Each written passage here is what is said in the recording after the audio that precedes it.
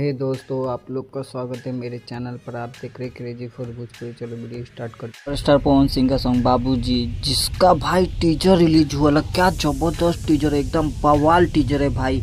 नहीं देखे तो सुर म्यूजिक यूट्यूब चैनल पर जाके देखिए, क्या जबरदस्त टीजर है। और भाई ये सैड सॉन्ग होने वाला है, ये कोई लड़की के ऊपर नहीं है, बाप के ऊपर है भाई। सैड सॉन्ग होने वाला, इतना बवाल है ना भाई। टीजर देख का एकदम सच्ची में बहुत धांसू निकला।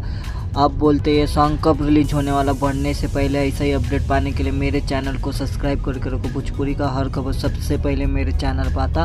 और ये मूवी में का सॉन्ग होने वाला है। मूवी का नाम है सूर्यवंशम, जो पावर स्टार पवन सिंह की मूवी और बहुत बेहतरीन मूवी है। कुछ दिन पहले ही थिएटर में रिलीज हुआ था, लोगों ने बहुत पसंद किया। प्यारे लाल यादव और म्यूजिक डायरेक्टर राजेश मिश्रा, और मूवी के डायरेक्टर भी यही है जो बहुत बेहतरीन है।